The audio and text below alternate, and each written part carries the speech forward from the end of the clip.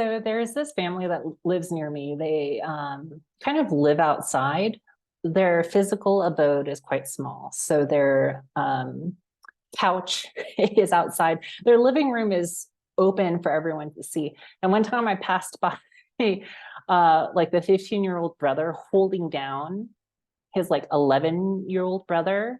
And the 11-year-old was completely, he couldn't move, but his butt was exposed to the air. He was wearing clothes. And then the 7-year-old brother was just like hitting his butt. And I was like, oh my God, I think there's some part of us that can relate to this experience in some kind of way. And also probably every single person involved, we've been that at some point in our lives in some kind of way, you know what I mean? And I just found it hilarious, even though this was completely a non-consensual experience for that poor 11-year-old. But it's funny, So what makes it okay, even though it's not technically within the consent of that 11-year-old? I mean, I feel like this like hazing kind of experience is part and parcel of being a part of a family. And it's kind of interesting, right? Because when you are in a family, a lot of times violating someone's boundaries is part of your fun. Like you just like walk into your sister's room when she might be doing something private, and or you like just reveal her secret to other people. Like there's something about like violating your siblings' boundaries that is fun. But there's some sort of sameness to your ego identity. Like your brother is probably going to be the closest to you in ego identity in your life, more so than your parents. I had a different experience, which I wanted to contrast to this one. So I was in a cafe where here in this town, it is very normal for, let's say, walking vendors to come up to you when you're eating at a cafe, or to even walk into a restaurant when you're eating inside the restaurant to sell you stuff. And in this cafe in particular, they're proud of how they're part of the community and they welcome these street vendors. And this cafe is a little bit more on the expensive side and attracts a lot of tourists. So I couldn't help but feel slightly targeted when this one street vendor wouldn't leave my table. So I said, no, thank you. I really was not interested in what she was selling that day. Sometimes I am, and I'll buy something. But if I'm not interested, I'm not interested. And if you don't listen to my no, that is a violation. According to the Wheel of Consent, that is in the same area of like rape and war and perpetrating. So what I noticed was the street vendors kind of, they're not street vendors, walking vendors, came up to me, came up to other people, but I was the only foreigner in the room. So this particular vendor really disrespected my no, but respected the no of the other people in the cafe. And I was wondering if it's because those other people in the cafe were actually Mexican nationals. And the vendor probably is indigenous. So there's already a difference between her and the Mexican national, but they're all more alike than I am to her, right? So I found it really interesting that in this particular experience, the more other you seem, the easier it is to violate your boundaries. And I think this is quite obvious in life,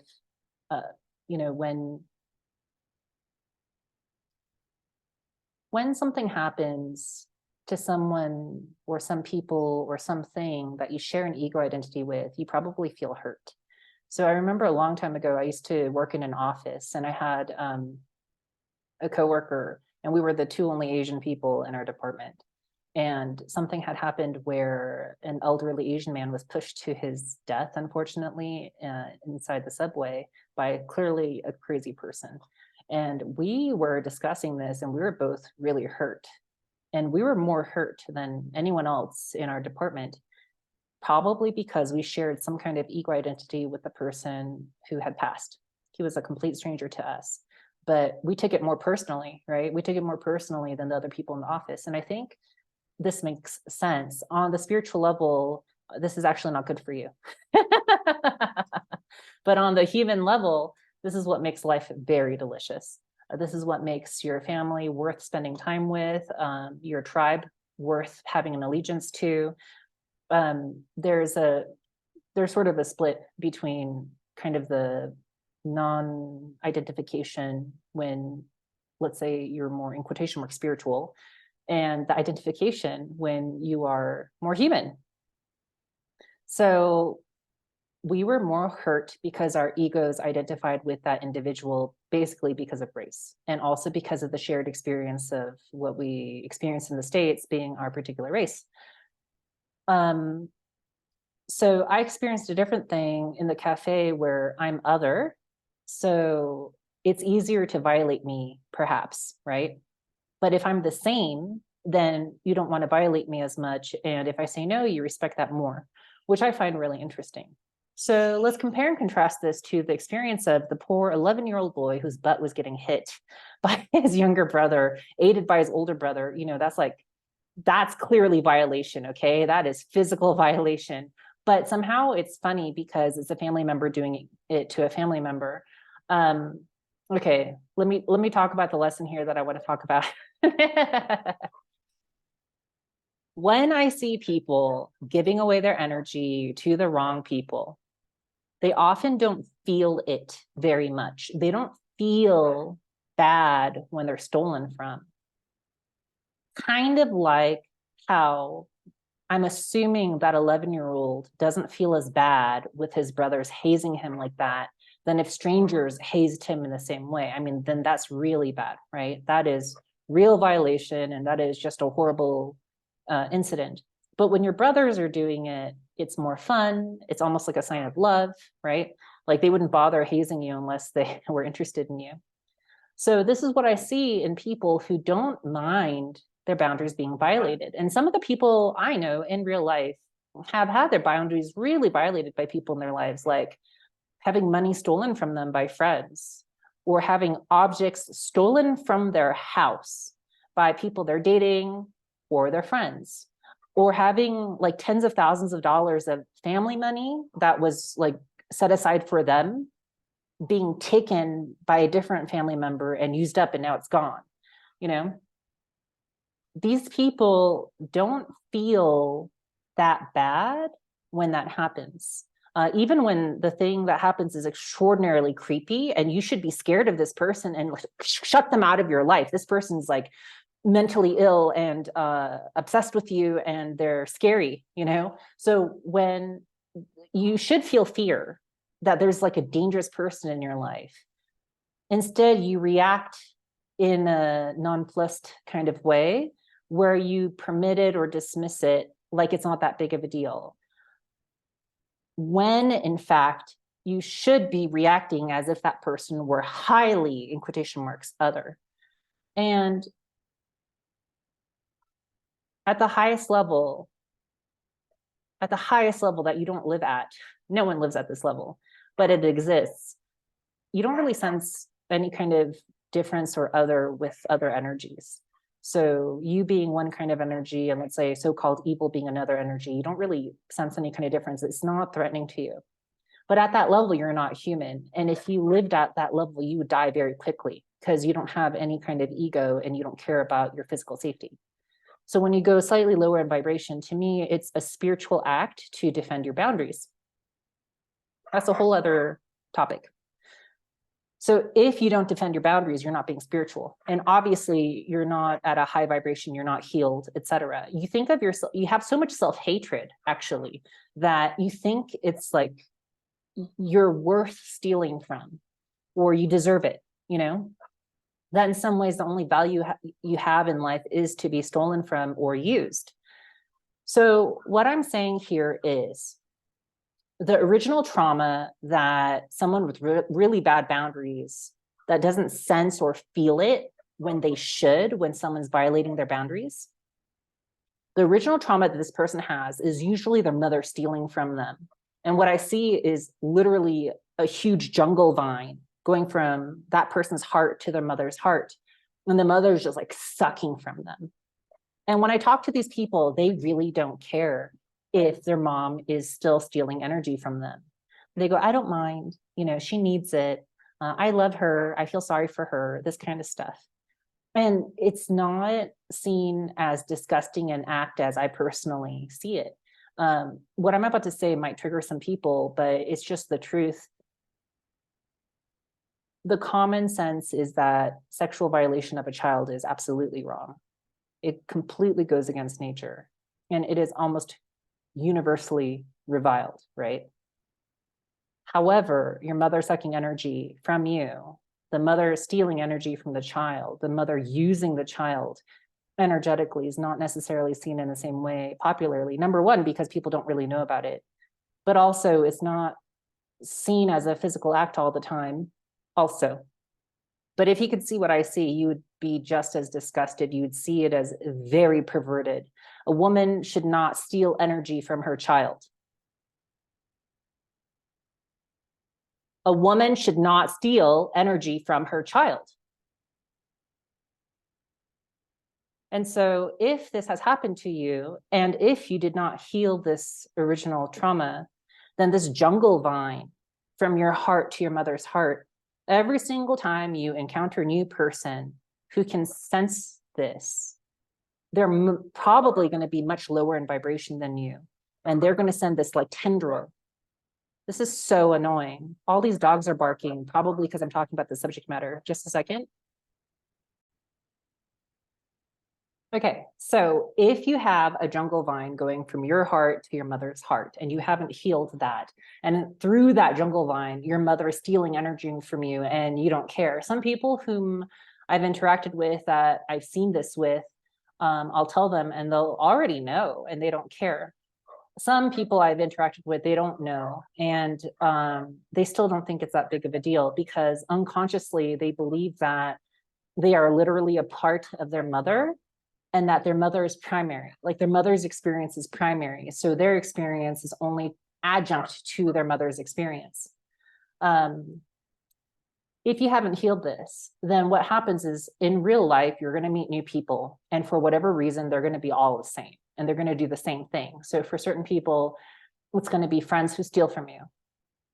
For other people, it's going to be like business people who pretend to be your ally at first and then betray you. I mean, it's just going to be very specific to whatever your trauma is and the energy that you attract in. So these people will sense this jungle vine that you have with your mother, and they're going to send a little tendril. They're just going to ride along that jungle vine that already pre-existed, and they're going to have an easy time stealing from you. So if you're the kind of person who likes to stay quiet and let the other person talk, and you let them talk so much that not only are hours of your life gone, but you end up having to like call out sick from work the next day. This is an example of letting people steal energy from you because you think of their experience as primary and your experience as secondary. And the thing I wanted to highlight, given these two stories, is that since the original trauma came especially from a family member, but especially when you were an infant and your mother, you thought of yourself as part of your mother. You psychologically did think that your mother and you were one thing. You're going to think it's like, okay, kind of like probably that 11-year-old boy in some ways didn't mind or excused his brothers harassing him or hazing him, right? In a way that he wouldn't have if it were strangers, if it were truly others. The thing is, the only reason your mother would have done this to you is because she sees you as other. Does this make sense? That level of parasitism and stealing doesn't happen. Oh my gosh, there is just so much barking. Just a second. Okay, so basically the idea is if, for example, I'm saying something in this video that is triggering for your entities, they're going to try and distract you and distract me as much as possible so that the message doesn't go across. This happens all the time in sessions where something in real life happens at the moment that someone's about to cry and feel a feeling that maybe they've been suppressing for a really long time, or there's a very important part of the message and there's a distraction. So just heads up on that. And that's personally why I think there's so much barking in this particular video and barking in the background. So what I was saying was that your mother wouldn't steal from you unless she saw you as other. No one steals energy like that from someone they love. This is what probably taught you that you're unlovable. And this is the beginning of having a very low vibration where you live in a lie and your shadow knows more than you. So in your shadow, you kind of know your mom's dangerous. In your shadow, you kind of know that your mom is perhaps even evil. And your relationship with her is predicated upon your not feeling your feelings. So in your shadow, you realize this, but in your ego, you go, oh, I love my mom. She's my best friend. We talk on the phone all the time. She's an angel, all this kind of stuff. I've heard really weird stuff from people whose mothers are actually quite evil. So the lower in vibration you are, the more you lie to yourself and the more your shadow knows the truth. However, the higher in vibration you go, that stuff that was in your shadow before, you've integrated it. So now you're more aware of it, the higher in vibration you go. And so it's no longer a secret. Maybe you've admitted to yourself that your relationship with your mother is not the healthiest, that she's not healed. And you can see the, in quotation marks, bad things she does to the people around her, including you. So maybe you started to take a step back from her. We're talking to her on the phone, for example. The people I know in real life who are okay with people stealing from them, like literally stealing money from them, like money they left on the counter for one purpose, the person took and just used for themselves. Like things like that. We're taking all the family money that was set aside from you, you know. The only reason they're okay with it is because they're low in vibration and they're lying to themselves, and the truth is all in the shadow. Like the fact that they feel angry, the fact that they are very resentful, the fact that they're scared of these individuals is all in their shadow. What I'm saying is, if you want to have better boundaries, then you have to understand that these people that you feel like okay with this stuff, they already see you as other. They already see you as how that vendor saw me in that cafe, kind of like worth violating, you know, worth seeing if I can harass her for money. Whereas if they saw you as sane, like the brothers harassing each other, they wouldn't be doing that. You wouldn't have to hide a sense of resentfulness in your shadow. You wouldn't have to hide a sense of fear in your shadow. And you wouldn't be lying to yourself so much. I personally now have a different distraction in the room. It's not barking from the outside, but okay, this is happening. Okay, so let me see if I can recap this, because this has been a slightly difficult thing to talk about regarding with all the distractions. I told the story of brothers harassing each other and kind of having a non-consensual experience with the middle brother especially, but being in quotation marks okay because the ego considers the brothers as pretty much the same.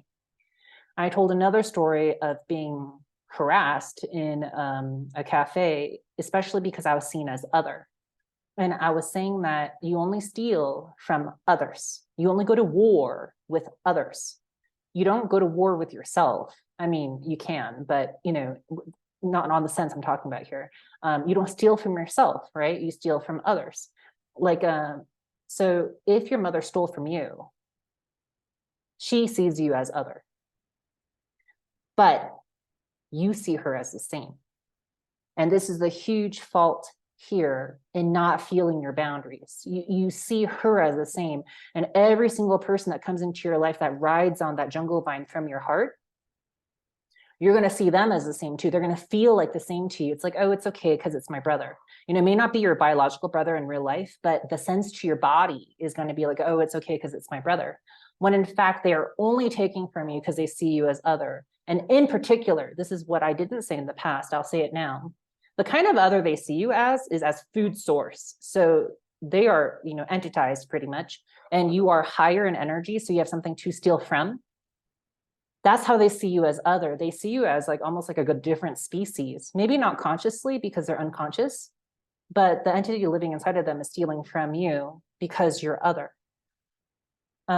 If they saw you as the same, they would ask you to gang up together on a third target and steal their energy. But you're the person I'm talking to that actually has the energy that can be stolen from. You have sufficient energy, so that means you're not entitized yet.